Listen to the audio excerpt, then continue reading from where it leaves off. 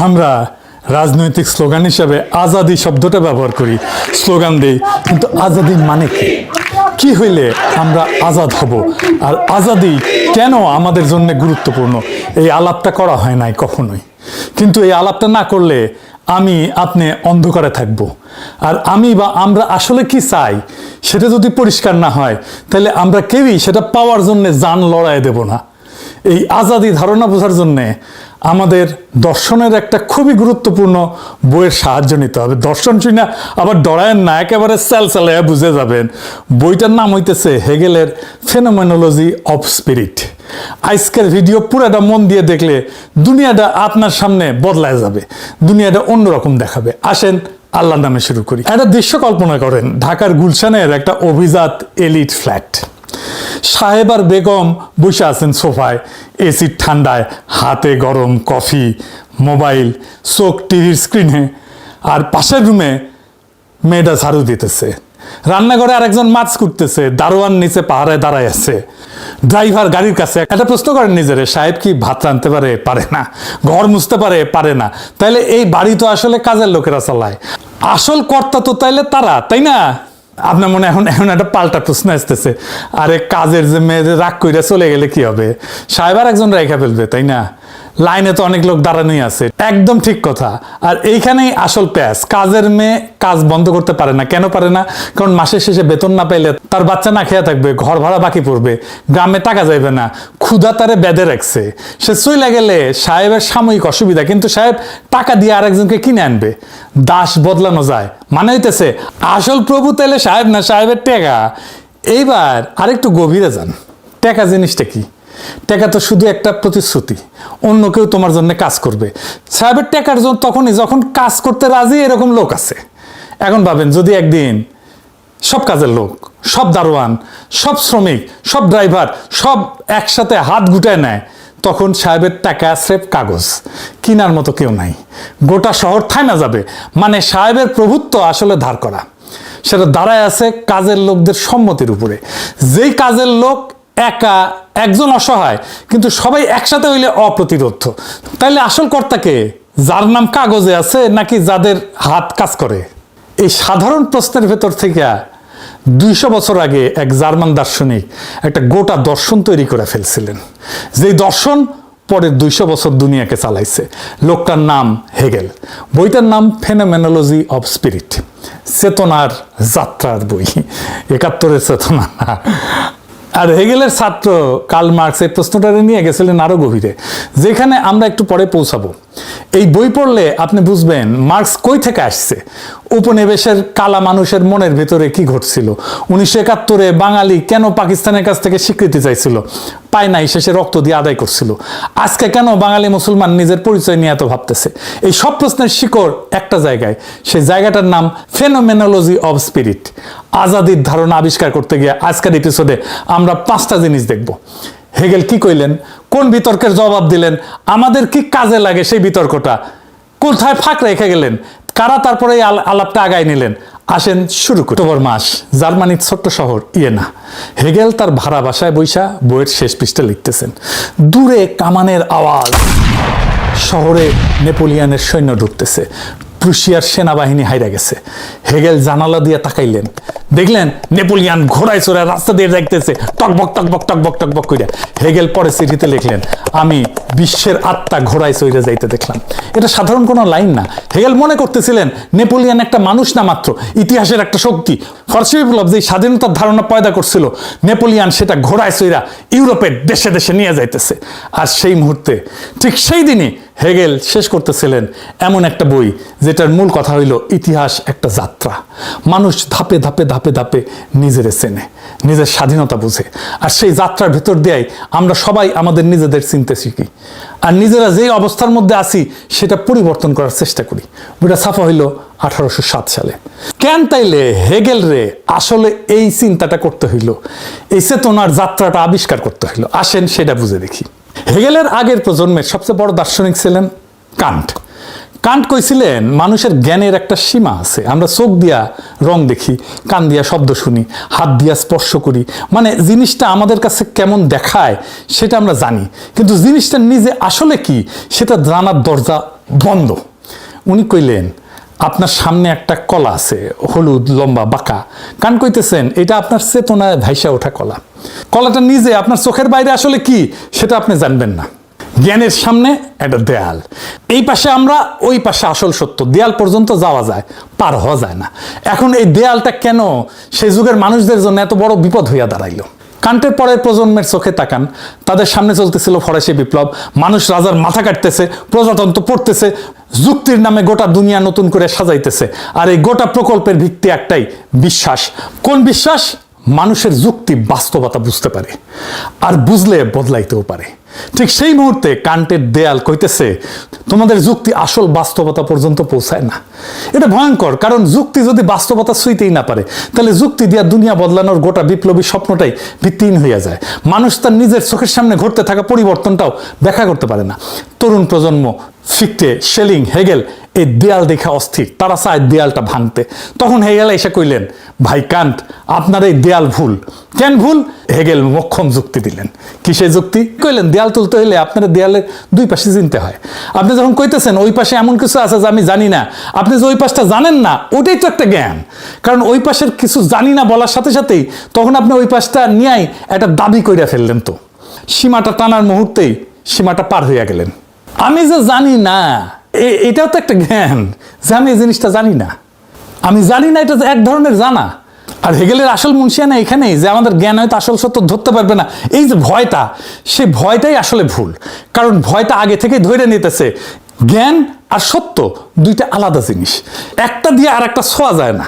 Hegel কইলেন, না, চেতনা নিজের ভেতর দিয়াই সত্যে পৌঁছায়, ধাপে ধাপে। আজকে যেটারে মনে হইতেছে জানা যায় না, কালকে সাধারণ জ্ঞান হইয়া যাবে সেটা। ইতিহাসের ভেতর দিয়া চেতনা একের পর এক সীমা ভাঙতে ভাঙতে ভাঙতে ভাঙতে আগায়। বাংলাদেশে একটা প্রচলিত কথা আছে না, পোল্ট্রি মারা, মানে হইতেছে আগে যা বিশ্বাস করতে একজন, সে বিশ্বাসের বদল হইছে। হেগেল কইতেছে পোল্ট্রি মারাটাই চিন্তা যে অগ্রসর হইতেছে তার প্রমাণ। এই হইল হেগেলের মূল কথা। চেতনার একটা ইতিহাস আছে, সেই ইতিহাসের একটা গন্তব্য আছে, আর এই বই ফেনোমেনোলজি অফ স্পিরিট সেই যাত্রার একটা মানচিত্র। এই বইয়ের ভেতরে অনেক অধ্যায়, অনেক ধাপ, কিন্তু একটা অধ্যায় আছে যেটা পুরো দুনিয়া ঘুরাইয়া দিছে। অধ্যায়ের নাম হইতেছে প্রভু এবং দাসের দাম্ভিকতা। এই অধ্যায়টা গল্প হিসাবে শোনেন। ভাবেন আদিমকাল, কোনো রাষ্ট্র নাই, আইন নাই, সমাজ নাই, একটা ফাঁকা মাঠে দুইজন মানুষ মুখোমুখি দাঁড়াইল। দুইজনের ভেতরে একটা ইচ্ছা, অন্যরা দিয়া নিজের অস্তিত্ব মানায় নেওয়া। তুমি আমারে মাইনা নাও, আমি যে আছি এটা স্বীকার করো। কিন্তু দুইজনেই একই জিনিস চায়, সে চায় অপরের স্বীকৃতি, কিন্তু কেউ কাউরে স্বীকৃতি দেবে না। তাহলে কি হয়? শুরু হয় লড়াই, যুদ্ধ, সাধারণ মারামারি না, জীবন মৃত্যুর লড়াই। লড়াইয়ের এক পর্যায়ে দেখেন একজন পিছাইতে শুরু করলো, হাঁপাইতেছে, হাত উঠাইলো, মাফ করেন, আমি হার মানতেছি, আমারে বাঁচতে দেন। কেন পিছাইলো? কারণ মৃত্যুরে সে ভয় পায়, সে বাঁচতে চায়। অন্যজন মৃত্যু পরোয়া করে না, সে জিতলো। যে জিতলো সে হইলো প্রভু, আর যে হারলো সে হইলো দাস। গল্পটা এই পর্যন্ত খুব সাধারণ, কিন্তু হেগেলের আসল চমকের পরে হেগেল কইতেছেন, দাঁড়ান দাঁড়ান দাঁড়ান, ভালো কইরা দেখেন, যে জিতছে সে আসলে যেতে নাই। কিভাবে? প্রভু এখন কাজ করে না, দাস কাজ করে, প্রভু খালি ভোগ করে। মনে পড়তেছে গুলশানের সাহেবের কথা। হেগেলের গল্পে ঠিক ওই একই জিনিস। সাহেব বসে আছেন, কাজের লোক রান্না করতেছে, ঘর মুছতেছে, সাহেব ভোগ করে, দাস কাজ করে। হেগেলের চোখে সাহেব দাসের উপরে নির্ভরশীল। প্রভু দেখতে শক্তিশালী, কিন্তু আসলে নির্ভরশীল। আর একটা প্যাচ আছে, প্রভু চাইছিল কি? সমান মানুষের কাছ থেকে স্বীকৃতি, তাই না? তুমি আমারে মাইনা নাও। এখন যে তাকে স্বীকৃতি দিতেছে সে সমান না, সে দাস। সে স্বীকৃতি দিতেছে ভয়ে। ভয়ের স্বীকৃতির মূল্য আছে কি? মূল্য নাই। ধরেন আপনি একজনকে বন্দুক দেখায় কইলেন, তুই আমার শ্রেষ্ঠ কবি ক, সে কইবে, কইতে বাধ্য, কিন্তু আপনি কি সত্যি শ্রেষ্ঠ কবি হয়ে গেলেন? হন নাই। কারণ আপনি জানেন তো সে ভয় কইতেছে। প্রভুর অবস্থা এটাই, সে যা চাইছিল সেটা সে পায় নাই, সে আটকা পড়ে গেছে। আর দাস, দাস কাজ করে, মাটি কোপায়, ফসল ফলায়, ঘর বানায়, কাপড় বনে, মানে দাস তার নিজের হাতে দুনিয়াটা বদলায়। ধীরে ধীরে দাসের ভেতর একটা চেতনা জাগে। সে দেখে এই ঘরের ইট আমি লাগাইছি, এই ফসল আমার ঘামের, এই দুনিয়া আমার শ্রমের ফল। দাস নিজের চিনতে শেখে কাজের ভিতর দিয়া, ঘামের ভিতর দিয়া, উৎপাদনের ভিতর দিয়া। হেগেল বলেন, শেষ পর্যন্ত দাস হইল সেই চরিত্র যার ভবিষ্যৎ আছে। প্রভু আটকা পড়ে গেছে, দাস বাড়তেছে। দাস একদিন মুক্ত হবে, পড়তে পড়তে গায়ে কাটা দিতে পারে, দিলে অবাক হইবেন না। এই কয়েক পৃষ্ঠা গত 200 বছরের দুনিয়ার সবচেয়ে বেশি পড়া দর্শনের পাতাগুলোর একটা। কেন? কারণ এই গল্পটা দিয়ে অনেক কিছু ব্যাখ্যা করা যায়। মার্কস এই গল্প পড়লেন, কইলেন এই তো এটা শ্রমিক আর পুঁজিপতির গল্প। শ্রমিকে হইল সেই দাস যা শ্রমের ভিতর দিয়ে ইতিহাস বদলাইবে, পুঁজিপতি হইল সেই প্রভু যে নিজের ভোগে আটকা। ফরাসি মনোচিকিৎসক ফ্রান্স ফনো এই গল্প পড়লেন। তিনি মার্তিনিকার কালো মানুষ আর কি 1952 সালে লিখলেন ব্ল্যাক স্কিন হোয়াইট বাস্ক। বইয়ের একটা অধ্যায়ের নাম হইতেছে কালা মানুষ আর হেগেল। ফনো কইলেন, ভাই হেগেল, তোমার গল্পে একটা ঝামেলা আছে। উপনিবেশিক সাদা মানুষ কালো মানুষের কাছ থেকে স্বীকৃতি চায় না, সে খালি তার শ্রমটা চায়। এখানে তোমার দান্দিকতা ভেঙে গেছে, কাজ করে নাই। ফনোর এই সংশোধন থেকে গোটা পোস্ট কলোনিয়াল তত্ত্বের জন্ম। কিন্তু আজাদির সাথে এই দর্শনের সম্পর্ক কি? আজাদি এই হেগেলের সাথে, ফেনোমেনোলজি অফ স্পিরিটের সাথে ঢাকা চট্টগ্রামের মানুষের কি কাজে লাগবে? এটা আমি 3টা জায়গায় দেখাবো। এক, উপনিবেশের ক্ষত বোঝা। বাংলাদেশের ভিতরে একটা জিনিস আছে যেটা আমরা চিনি কিন্তু নাম দিই না। সাদা মানুষ দেখলে আমরা যে কেমন একটা ভাব দেখাই না, পশ্চিমে একটা ব্র্যান্ড দেখলে যে আমাদের চোখ চকচক করে, ইংরেজি বললে যে আমরা একটু সমীহ পাই, ইংরেজি যখন কেউ কথা কয় তার লিখে হাঙ্কেরে মনে হয় ঠিকই লিখেছে, ঠিকই কইছে। এই পুরো মনস্তত্ত্বের নাম কি? উনি কইছিলেন উপনিবেশের কালো মানুষ সাদা মানুষের চোখে নিজেকে দেখে। সে নিজের চামড়া কালা বইলা নিজের নিকৃষ্ট ভাবে। সে চায় আহা আরেকটু যদি সাদা হইতাম। সে চায় ফরসামে বিয়ে করতে, সে চায় ইংরেজি কইতে, সে চায় বিলাত যেতে। এটা ব্যক্তিগত দুর্বলতা না, এটা উপনিবেশিক মনস্তত্ত্ব। 200 বছর ব্রিটিশ শাসনে মনস্তত্ত্ব আমাদের ভিতরে রোপণ করে দিয়ে গেছে। আর এই মনস্তত্ত্বের তাত্ত্বিক ব্যবচ্ছেদটা ফলো করছেন হেগেলের প্রভু দাসের দান্দিকতা ব্যবহার করিয়া। আমরা যদি নিজেদের চিনতে চাই এই হাতিয়ারটা লাগবে। 2 নাম্বার, স্বীকৃতির রাজনীতি। আজকে দুনিয়ার সবচেয়ে বড় রাজনৈতিক লড়াইগুলো স্বীকৃতির লড়াই। বাঙালি মুসলমান কেন কয় আমরা আলাদা, আমাদের ইতিহাস আছে, আমাদের সংস্কৃতি আছে, তোমরা আমাদের মাইনে নাও। ফিলিস্তিন কেন বলে আমাদের অস্তিত্ব স্বীকার করো। কালা আমেরিকান কেন বলে ব্ল্যাক লাইভস ম্যাটার। নারী কেন কয় আমরাও মানুষ। এই সব লড়াইয়ের কেন্দ্রে একটাই প্রশ্ন, অন্যে আমাকে কেমনে দেখে? আমি কি তার চোখে মানুষ নাকি বস্তু নাকি দাস? হেগেল কইছিলেন মানুষ একলা একলা মানুষ হয় না, অন্যের চোখে স্বীকৃতি পাইয়া মানুষ হয়। এই কথাটা আজকের পরিচয়ের রাজনীতির ভিত্তি। 3 নম্বর, মুক্তির ধারণা বদলায় যাওয়া। আজাদির আসল মানে খুঁজে পাওয়া। আমাদের সাধারণত যে মুক্তির ধারণা আমার যা ইচ্ছা তাই করব, কেউ ঠেকাইতে পারবে না, এটা পশ্চিমা উদার গণতন্ত্রের আজাদি, একলা মানুষের আজাদি। হেগেল কইতেছেন না, ধরেন আপনি একটা বনে গিয়ে একলা থাকেন, কেউ আপনাদের বিরক্ত করে না, যা ইচ্ছা তাই করবেন, আপনি কি মুক্ত? হেগেলের জবাব না, আপনি মুক্ত না, আপনি একলা, আপনাদের চেনার মানার ঠেকানোর কেউ নাই, তাই আপনার আজাদিরও কোনো মানে নাই। মরুভূমিতে রাজা হওয়া আর রাজা না হওয়া একই কথা। মুক্তি তখনই যখন অন্য মানুষ আমাদের মানুষ হিসাবে মাইনে নেয়, আমিও তারে মানি, আর এই পারস্পরিক স্বীকৃতির ভেতরে আমরা দুইজনেই মুক্ত হই। মানে কি দাঁড়াইলো? আমার আজাদি অন্যের আজাদির উপরে নির্ভরশীল। আমি একলা মুক্ত হইতে পারি না, অন্যরে শিকল পরাইয়া আমি নিজে মুক্ত থাকতে পারি না। কারণ যে শিকল পরায় সে নিজে ওই শিকলের আর এক মাথায় বান্দা পড়ে যায়। এই একটা ধারণা আজকের গোটা রাজনীতি বদলায় দেয়। এর মানে উপনিবেশকের মুক্তি আর উপনিবেশিতের মুক্তি, কলোনি মাস্টারের মুক্তি আর কলোনি প্রজার মুক্তি আলাদা না। ধনীর মুক্তি আর গরিবের মুক্তি আলাদা না। হিন্দুর মুক্তি আর মুসলমানের মুক্তি আলাদা না। দুইটা একই সাথে আসে, একই সাথে যায়। নবী করিম পিস বি আপন হিম বারবার দাস মুক্ত করার কথা কইছেন। গুনার কাফারা হিসেবে দাস আজাদ করো, সওয়াবের কাজ হিসেবে দাস আজাদ করো। আমরা সাধারণত এটাকে দয়ার কাজ হিসেবে পড়ি। প্রভু দয়া কইরা দাস সাইডা দিল। কিন্তু আরেকটু গভীরে তাকান, দাসে মুক্ত কইরা নবী করিম শুধু দাসরে বাঁচাইতেছেন না, প্রভুরেও বাঁচাইতেছেন। কারণ যতক্ষণ একজন মানুষ আর একজনের প্রভু, ততক্ষণ সে নিজেও মুক্ত না, সে তার নিজের প্রভুত্বের কারাগারে বন্দী। দাস মুক্তি তাই দুই দিকেই মুক্তি। দাসের গলার শেকল খোলে, প্রভুর আত্মার শেকলও খোলে। হেগেল 8 শতাব্দী পরে যেটা যুক্তি দিয়ে বুঝাইতে গেলেন প্রভুদাস সম্পর্ক কেউ মুক্ত না, এই কথাটা ইসলামী চিন্তায় আগে থেকেই বসা আছে। উম্মার ধারণার মধ্যে, পারস্পরিক দায়িত্বের ধারণায়, তোমরা একে অন্যের ভাই, এই ঘোষণায় আজাদি মানে একলা আমার আজাদি না। আজাদি মানে শিকলটা 2 মাথা থেকে খুইলা ফেলা। বুঝেছেন আজাদি কি? কেন আজাদি দরকার? বাংলাদেশের সকল লড়াই আজাদি শব্দকে মূল স্লোগান বানাইতে হবে। কেন বুঝছেন? এই দাসত্ব থেকে মুক্তির হাতিয়ার একটাই, আজাদি। শুধু আল্লাহর কাছে আত্মসমর্পণ, অন্য কারো কাছে না, সৃষ্টিকর্তার কাছে আত্মসমর্পণ। মানে কি? মানে পশ্চিম আমার প্রভু না, ইন্ডিয়া আমার প্রভু না, প্রাচ্য আমার প্রভু না, বাজার আমার প্রভু না, রাষ্ট্র আমার প্রভু না, দল আমার প্রভু না। আমি শুধু সৃষ্টিকর্তার আল্লাহর দাস, বাকি সবাই আমার ভাই, আমার বোন, আমার সমান। হেগেল দেখাইছিলেন প্রভুদাসের লড়াইয়ে কেউ আসলে মুক্ত হয় না। ইসলাম একটা পথ দেয়, সত্যি সবাই এক মালিকের দাস, তাহলে মানুষের মধ্যে প্রভুদাস সম্পর্ক হারাম। সব মানুষ সমান, সবাই মুক্ত, এটাই আজাদি। এটাই বিলাল রাদিয়াল্লাহু আনহুর কাহিনী। হাবশী কৃতদাস ছিলেন, যারে মক্কার মুশরিকেরা পাথর চাপা দিয়ে নির্যাতন করত। সে বিলাল ইসলাম গ্রহণ করার পরে রসুলের কাছে এমন সম্মান পাইলেন যে কাবার ছাদে উঠে আজান দিলেন। কৃতদাসের গলায় আজান আরবের প্রভুদের চেতনায় একটা ভূমিকম্প হইল। বিলাল রাদিয়াল্লাহু আনহু যখন কাবার ছাদে আজান দিলেন, সেদিন শুধু একটা কৃতদাস আজাদ হয় নাই, সেদিন প্রভুদাসের গোটা কাঠামোটা ভাঙা পড়ছিল। সবাই এক আল্লাহর দাস, তাই কোনো মানুষ আর এক মানুষের প্রভু না। এটাই আজাদি, সবচেয়ে গভীর আজাদি। আমরা পশ্চিমের দিকে তাকাইয়া ভাবি ওরা যেমন আমরাও তেমন হইলে আজাদ হব, ওদের চোখে নিজেদেরকে মাপি। এটা আজাদি না, এটা দাসত্বের আর এক রূপ, মন উপনিবেশিত। আমরা ভাবি এক দল গেলে আর এক দল আসলে আজাদ হব, এক প্রভুর জায়গায় আর এক প্রভু, এটাও আজাদি না। এটা স্রেফ শেকলের হাত বদল। সত্যিকারের আজাদি একটাই, যেখানে কোনো প্রভু নাই, যেখানে আমি কারো গোলাম না, কেউ আমার গোলাম না, যেখানে আমরা সবাই শ্রমিক আর মালিক, হিন্দু আর মুসলমান, নারী আর পুরুষ, শহর আর গ্রাম একে অন্যের সমান মানুষ হিসেবে মাইনা নেই। আর সেই পারস্পরিক স্বীকৃতির ভেতরে সবাই একসাথে আজাদ হই। এই আজাদি একলা আসে না। আজাদির জন্য আমাদের সবাইকে দাঁড়াইতে হবে। আজাদির জন্য আমাদের নিজেদের চিনতে হবে, আমাদের শিকল চিনতে হবে, আর সেই শিকলের আর এক মাথা কার হাতে সেটাও চিনতে হবে। বাকিটা আমাদের কাজ, চেনার পরে ভাঙার কাজ।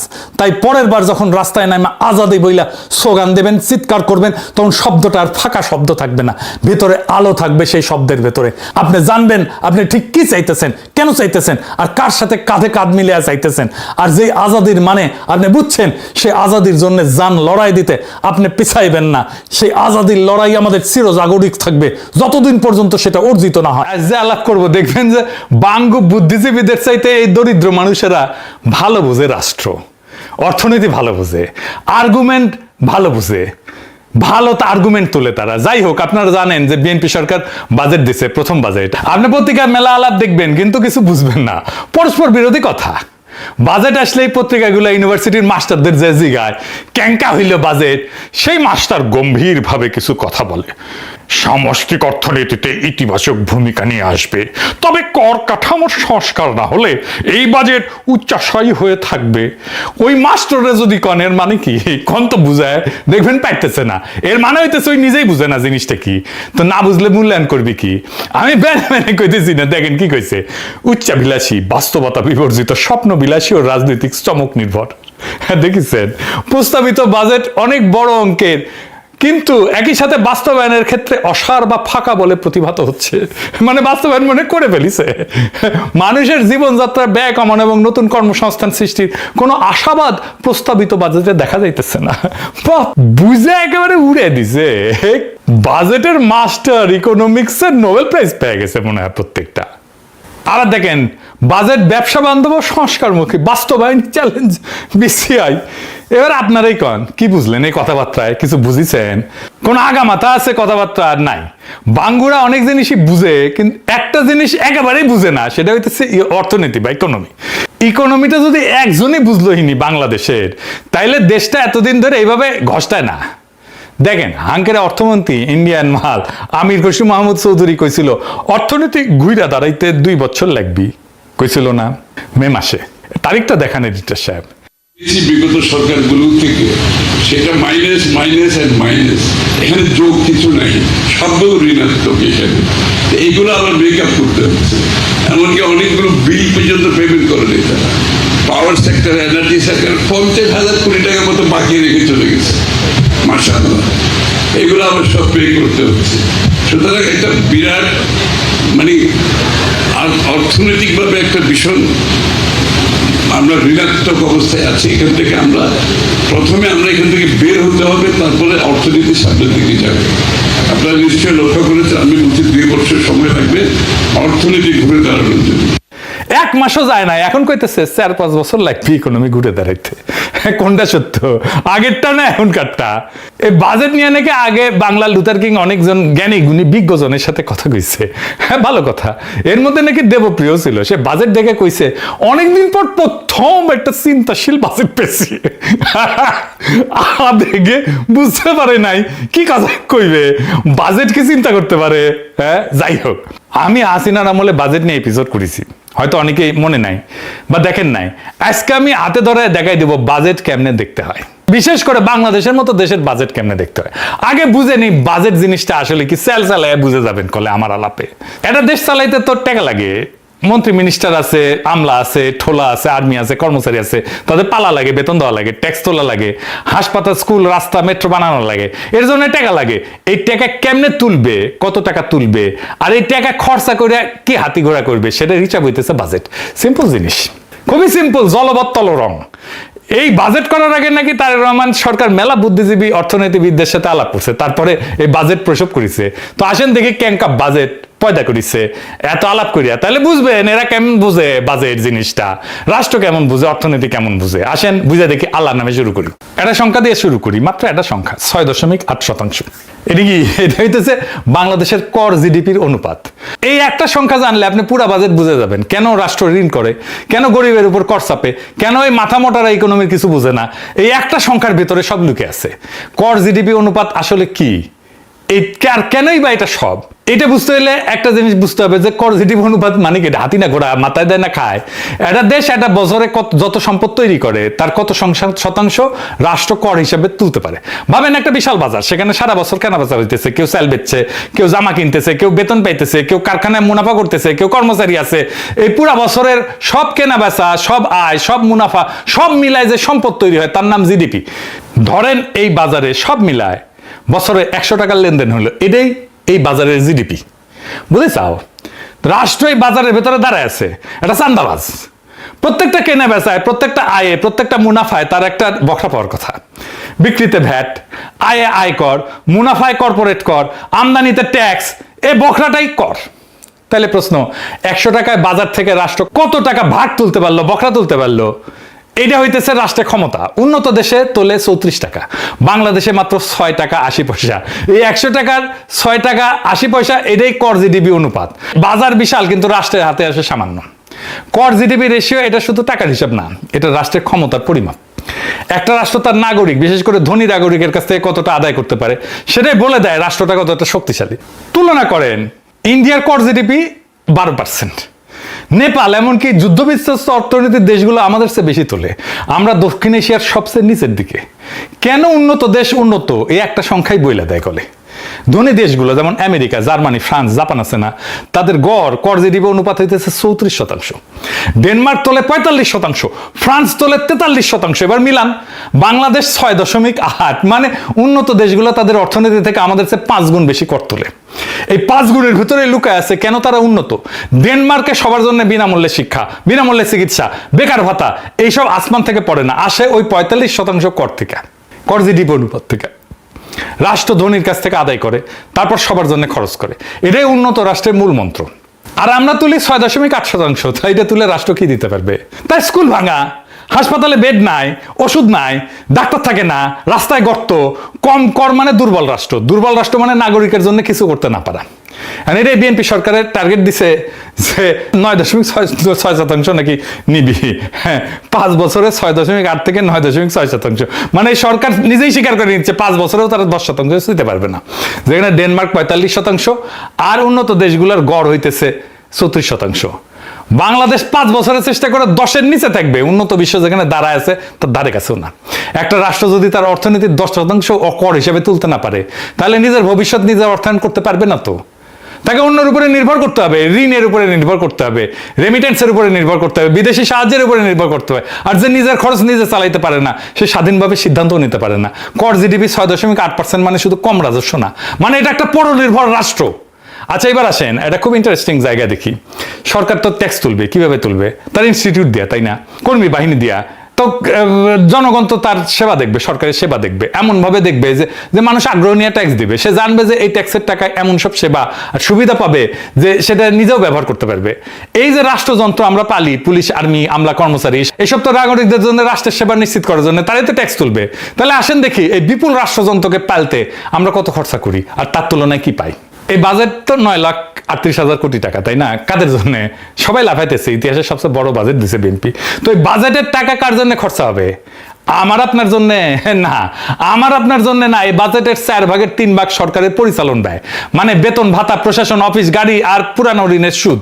মোট বাজেটের 74.5%, প্রায় 3/4, মানে কি দাঁড়াইলো? বাজেটের প্রত্যেক 4 টাকার মধ্যে প্রায় 3 টাকায় চলে যাবে রাষ্ট্রযন্ত্রটাকে সচল রাখতে।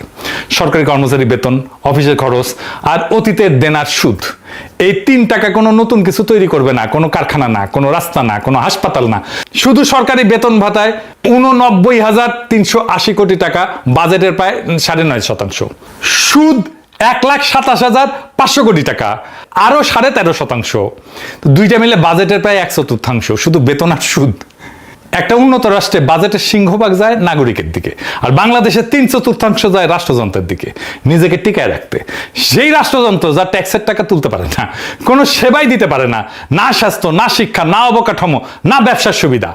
একটা উন্নত দেশে বাজেট হইল নাগরিকের জন্য রাষ্ট্রের খরচ, বাংলাদেশের বাজেট হইল রাষ্ট্রযন্ত্র টিকায় রাখার জন্য নাগরিকের খরচ। উন্নত রাষ্ট্র সংগ্রহ করে জনগণের কাছ থেকে, ফেরত দেয় জনগণকে, আর আমাদের রাষ্ট্র সংগ্রহ করে জনগণের কাছ থেকে, খরচ করে নিজের জন্য। যে বাজেট তার নিজের অস্তিত্ব টিকে রাখতে 3/4 নষ্ট করে ফেলে, খাইয়া ফেলে, সে বাজেট জনগণের ভবিষ্যৎ গড়ার বাজেট না, সেটা রাষ্ট্রের আত্মরক্ষার বাজেট।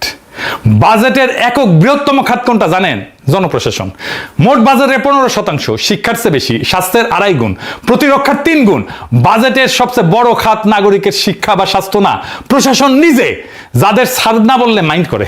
সেই জনপ্রশাসন যারা হাসিনার আমলে বিনা ভোটে নির্বাচন করছে, সেই জনপ্রশাসন যারা হাসিনার পড়ার পরে ইউনূস সরকারের কাছ থেকে বেতন বাড়াই নিচ্ছে, সেই জনপ্রশাসন যারা বাংলাদেশের সম্পদ লুট করে অবসর জীবনে পশ্চিমে পাড়ি জমায়, সেই জনপ্রশাসন যাদের বেতনের টাকায় সংসার ঠিক মতো চলার কথা না থাকলেও পোলা মাইয়ারা বিদেশে পড়াশোনা করে, নিজের হেলথ চেকআপের জন্য যায় বিদেশে।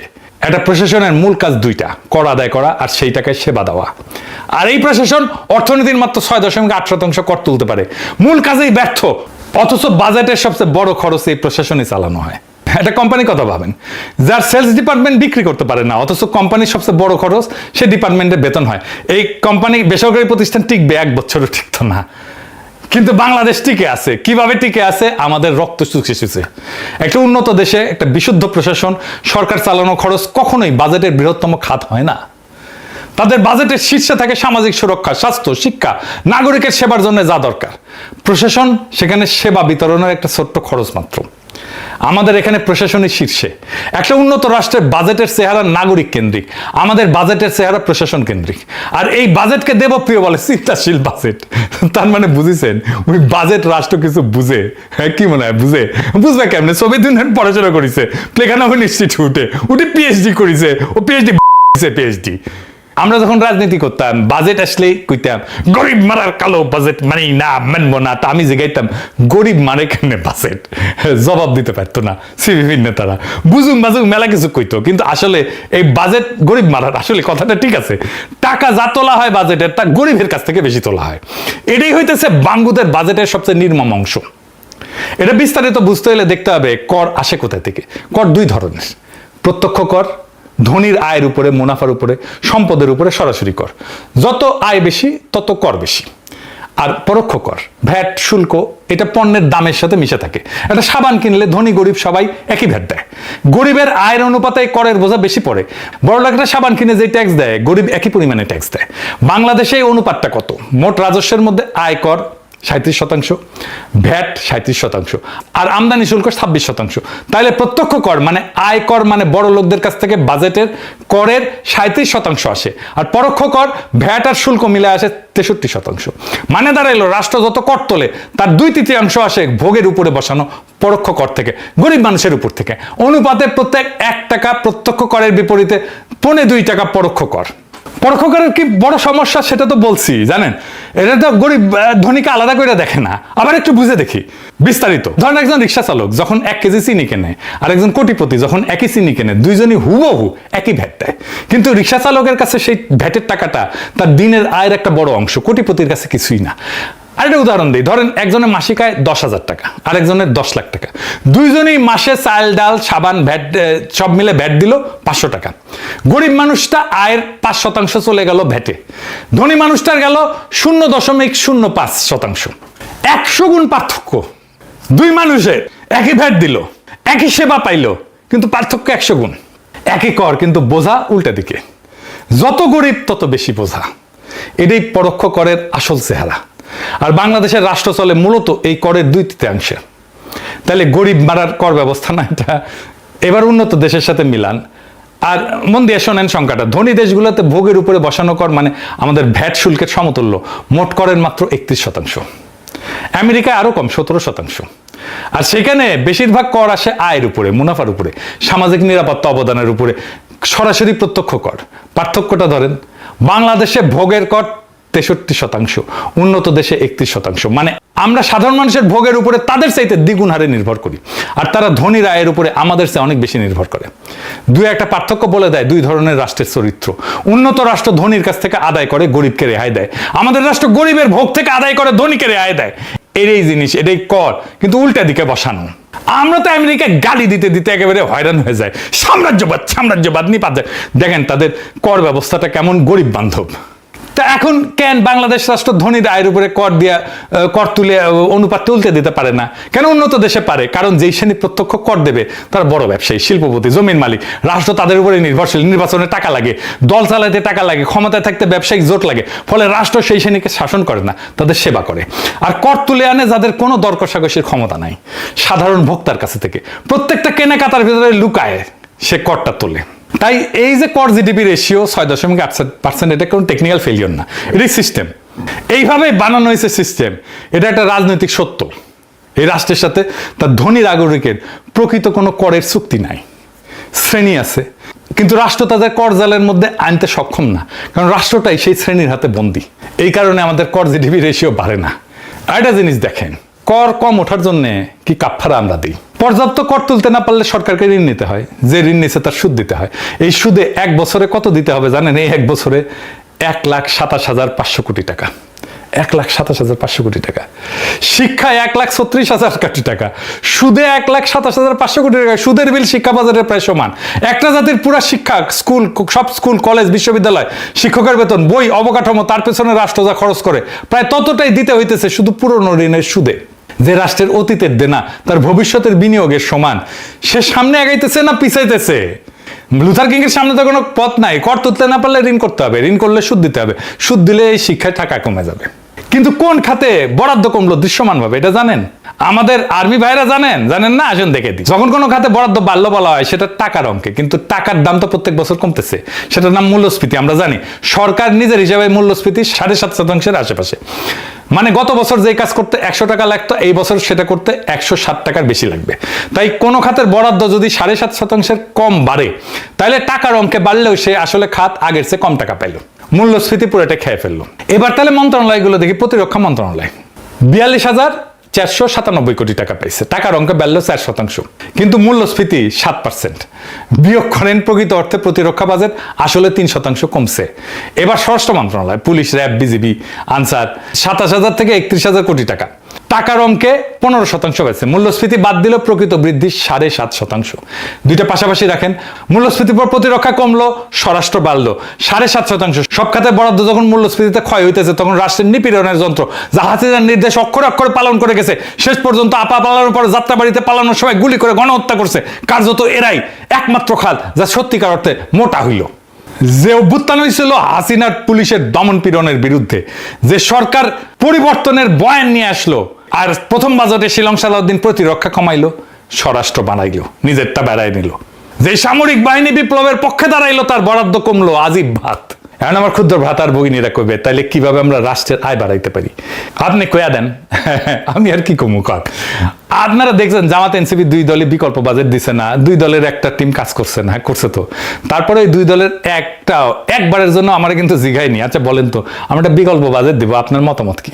তারেক রহমান তো দেবপ্রিয়রে ডাকছে, তাই না? দেবপ্রিয় তো বিএনপি করে না, তাও ডাকছে। জামাত আর এনসিপি কোন পিওরে ডাকছে? নাকি কাউরি ডাকে নাই? আমার ধারণা কাউরি ডাকে নাই, কারণ ওরা তো সবার থেকে বেশি বুঝে। জামাত এনসিপি যে বিকল্প বাজেট দিচ্ছে, আমি কোনো মূল্যায়ন করবো না, আপনারাই এই আলাপ করলাম, তার আলোকে দেখবেন ওরা এমন কি বিকল্প বলছে যা লুথার কিং দিছে, তারা একই জিনিস দিছে, কোনো বিকল্প দেখায়নি। আপনারা দেখেন সংসদে কি আলাপ করে, কোনো বুদ্ধিদীপ্ত আলাপ করতেই পারবে না এরা। তারপরে বলি, আমি এই বাজেট নিয়ে কাজ করলে কি করতাম? কর জিডিপি 6.8 থেকে বাড়াইতাম। আমি কর বাড়ানোর কথা উঠলে সরকার একটা কাজই করে, যে ইতিমধ্যে যারা কর দেয় তার ঘরে আরো ট্যাক্স চাপায়, ভ্যাট চাপায়, করদাতার হার বাড়ায়, এটা আত্মঘাতী, কারণ এটা একটা ছোট জালে বারবার নিংড়ানো হয়। ওই বেতনভোগী মধ্যবিত্ত আর নিয়মে চলা কোম্পানি যারা এমনিতেই ফান্দে আটকা, ফল উল্টা হয়, করের ভয়ে বাকিরা ওই জালের বাইরে থাকে, ভিত্তি আরো ছোট হয়। এটা কোনো সমাধান না, এটা একটা দুষ্ট চক্র। আসল রাস্তা হার বাড়ানো না, ভিত্তি বাড়ানো। আর এটার একটাই উপায় হইতেছে ফর্মালাইজেশন। একটা সংখ্যা শোনেন, আমাদের কর্মসংস্থানের 88% ইনফর্মাল। প্রায় 9 কোটি মানুষ এমন এক অর্থনীতিতে কাজ করে যা রাষ্ট্রের চোখে অদৃশ্য, অথচ এরা কিন্তু অর্থনৈতিক ইকোনমির ভেতরে আছে। তারা সম্পদ সৃষ্টি করতেছে, কেনাবেচা করতেছে, আয় করতেছে, কিন্তু কর জালের বাইরে আছে। কর জিডিপি 6.8 মানে এই অর্থনীতির বিশাল অংশটা রাষ্ট্রের নাগালের বাইরে। এইটা একটা ছায়া অর্থনীতি, এটার আলোয় আনতে হবে। এটাই হওয়া উচিত কেন্দ্রীয় অগ্রাধিকার, কারণ এইটাই কর বাড়ানোর একমাত্র সৎ যন্ত্র। কেন? রাষ্ট্র যা মাপতে পারে না তার তো শাসন করতে পারে না।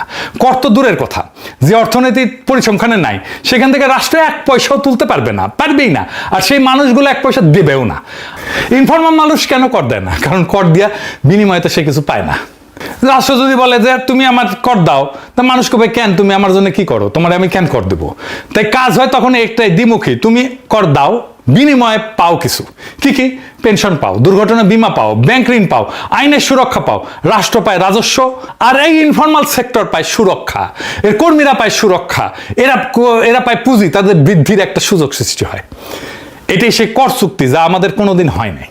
আমার হাতে ক্ষমতা থাকলে 9 কোটি মানুষের ছায়া থেকে তুলে আনতাম, তাদের স্বীকৃত করতাম, সুরক্ষিত করতাম, দৃশ্যমান করতাম, ইকোনমির মধ্যে আনতাম, ফর্মাল ইকোনমির মধ্যে আনতাম। কর বাড়াইতাম কিন্তু হার বাড়াইতাম না। মানুষকে জালে এনে সেইখানে জালে আসাটাই লাভজনক সেটা দেখাই দিতাম। 10 বছরে এই দেশ বদলাই যেত। মনে আছে না শুরুতে যে গরিব মানুষের ভিডিও দেখাইলাম, যারা বিশ্ববিদ্যালয়ে পড়ে নাই, যারা গম্ভীর মুখে সামষ্টিক অর্থনীতির বুলি কপসায় না, তারা কিন্তু একটা জিনিস ঠিকই বোঝে, তারা বুঝে রাষ্ট্র তাদের কাছ থেকে ন্যায় ফেরত দেয় না। এই সহজ সত্যটা এই বাঙ্গ বুদ্ধিজীবীটা 5টা ডিগ্রি নিয়েও বুঝে না, কারণ বুঝতে চায় না। দেবপ্রিয় সাহেব এই বাজেটকে দেখে আবেগে কইল চিন্তাশীল বাজেট।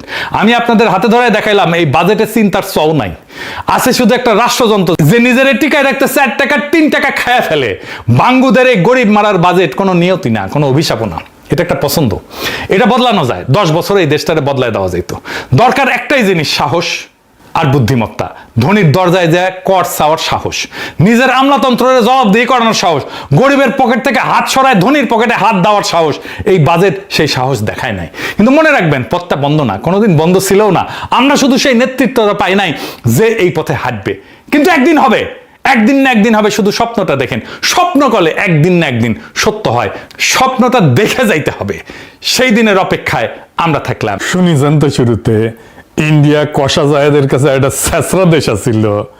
ছেঁচড়া মানে জানেন তো, নিজ প্রকৃতির মানুষ, চরিত্রহীন বা লজ্জাহীন মানুষ, প্রতারক বা ঠকানোর স্বভাব আছে এরকম ব্যক্তি, বা ঋণ শোধ করতে অনীহা বা টাল বাহানা করে, ইতর বলা যায় আর কি।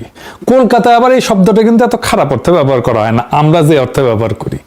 ছেঁচড়া এটা কলকাতার খাবারের নাম, জানেন তো? জানেন না? খাইতে গেলে ভালোই, মাছ আর সবজি দিয়ে একটা রেসিপি আর কি। এডিটর সাহেব এনা দেখান। অনুষ্ঠান বাড়ির মতো মাছের মাথা দিয়ে ছ্যাঁচড়ার রেসিপি আমাকে অনেকেই রিকোয়েস্ট করেছিলেন, তাই চেষ্টা করেছি একদম সহজ পদ্ধতিতে রেসিপিটা করে দেখানোর। আর আজকে আমাদের রেসিপি অনুষ্ঠান বাড়ির মতো মাছের মাথা দিয়ে ছ্যাঁচড়া। দেখেছেন, সেই ছেঁচড়া দেশ কষা জাহেদরে ঢুকতে দেয় নাই, দিল্লিতে আটকে রেখেছিল, মোটামুটি অপমান করে বসায় রেখেছিল। এখন কথা হইতেছে কেন তারে এইভাবে বসায় রাখলো, অপমান করলো, কেনই বা তারে ঢুকতে দিল না? আসলে কি হয়েছে সেটা তো আর আমাদের জানার কথা না, কিন্তু আমি যে কাহিনী কব সেটা মিলাই দেখবেন, মিলে কিনা। মিলে যাবে দেখবেন। আসেন আমরা একসাথে সেটা আবিষ্কার করি, কষা জাহেদরে কেন দিল্লিতে আটকে রাখা হইলো। আপনারা প্রথমে দেখলেন কষা জাহেদ ইন্ডিয়ারে ছেঁচড়া কইতেছে, এমন ভিডিও তো দেখছেন। গত বছর সেপ্টেম্বর মাসে খাগড়াছড়িতে কিছু ঘটনা ঘটেছিল, 3 জন মারা গেছিল। সেই সময় ইউনূস সরকারের স্বরাষ্ট্র উপদেষ্টা কইছিল এইটা ভারতের সংশ্লিষ্টতা আছে। মনে আছে না? একটা গ্যাঞ্জাম হয়েছিল। সেই সময় কষা জাহেদ একটা ভিডিও বানাইছিল। ওই টাইমে তো দিনে 2-3টে করে ভিডিও বানাইতো। ওই কইছিল সেই ভিডিওতে স্বরাষ্ট্র উপদেষ্টা বলছেন যে এখানে ভারত এবং ফ্যাসিস্টের দোসরেরা জড়িত আছে। আমি মনে করি ওই কষা জাহেদ করছে, আমি মনে করি থাকতেই পারে। বাংলাদেশে যেখানে কোনো একটা কেওয়াস বা বিশৃঙ্খলা তৈরির সম্ভাবনা আছে, সেখানে আওয়ামী লীগ এবং তার টাকা কাজ করবে, সেখানেই ভারত কাজ করবে। এটা নিয়ে আমার ন্যূনতম কোনো দ্বিধার কিছু নাই। কষা জাহেদ নিজে কইছিল। আরো কইছিল পাহাড়ে বা আমাদের দেশে আগে যখন ইনসার্জেন্সি মানে এই বিদ্রোহ ছিল, তখন ভারত প্রত্যক্ষভাবে তাদের মদত দিছে, এগুলো আমাদের জানা তথ্য। সুতরাং ভারত এখনকার প্রেক্ষাপটে বাংলাদেশকে চাপে রাখার জন্য এমন কিছু করবে না এটা আমি মনে করি না। করতেই পারে, কিন্তু সরকারের এই কাজগুলো অনেক আগে থেকে বুঝে প্রিএমটিভ স্টেপস নেওয়ার দরকার ছিল। ঘটনা ঘটার পরেও এমনভাবে পরিস্থিতি নিয়ন্ত্রণে নেওয়া দরকার ছিল যাতে অন্তত জানমালের ক্ষয়ক্ষতি না হয়। আমরা মর্মান্তিকভাবে তিনজন মানুষ মারা যেতে দেখলাম, সেই ঘটনাগুলো যেন না ঘটে। এই কথাই কইছিল, আমার কথা বিশ্বাস করার দরকার নাই, তার নিজের মুখে শোনেন, এটা সে ব্যানার দেখান। আমরা স্বরাষ্ট্র উপদেষ্টাকে কথা বলতে দেখলাম, তিনি বলছেন যে এটার সাথে ভারত এবং ফ্যাসিস্টের দোসররা জড়িত আছে। আমি মনে করি থাকতেই পারে বাংলাদেশে যেখানে যেখানে কোনো একটা কেওস তৈরির সম্ভাবনা আছে এবং এই কেওসটাকে আরও বেশি খারাপ করে তোলার সম্ভাবনা আছে, সেখানে আওয়ামী লীগ এবং তার টাকা কাজ করবে, সেখানেই ভারত কাজ করবে। এটা নিয়ে আমার কোনো ন্যূনতম কোনো দ্বিধার কিছু নেই। আর পাহাড়ে আমাদের আগে যখন ইনসার্জেন্সি ছিল তখন ভারত প্রত্যক্ষভাবে সেটা মদত দিয়েছে, এগুলো আমাদের জানা তথ্য। সুতরাং ভারত এখনকার প্রেক্ষাপটে বাংলাদেশকে চাপে রাখার জন্য এমন কিছু করবে না, এটা আমি মনে করি না, করতেই পারে। শুনিছেন? আচ্ছা বলেন তো, ইন্ডিয়া কখনো কইছে যে আমরা খাগড়াছড়িতে আগুন জ্বালায় রাখবো, গ্যাঞ্জাম করবো? কইছে? কয় নাই। তাও কষা জায়েদ কইতেছে ইন্ডিয়া এটা করতেই পারে। ইন্ডিয়া কয় নাই, তারপরেও কইতেছে ইন্ডিয়া এটা করতেই পারে। তারপরে সে উপদেষ্টা হইল, পশ্চিমবঙ্গে নির্বাচন হইল, শুভেন্দুর ঘোষিত নির্বাচনী ইশতেহারে 1 কোটি বাংলাদেশি মুসলমানকে তাড়ানোর পরিকল্পনা দেওয়া হইলো। সে নির্বাচনের আগে পারফরমেন্স করে দেখাইলো কেমনে বাংলাদেশিদের দাওয়া দেবে। ধর ধর বাংলাদেশি ধর, এডিটে সাহেব দেখান আর একবার।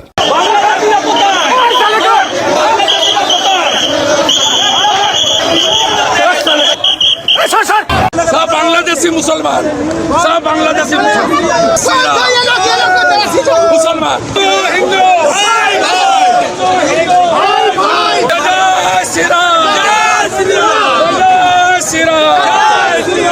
দেখেছেন না এটা?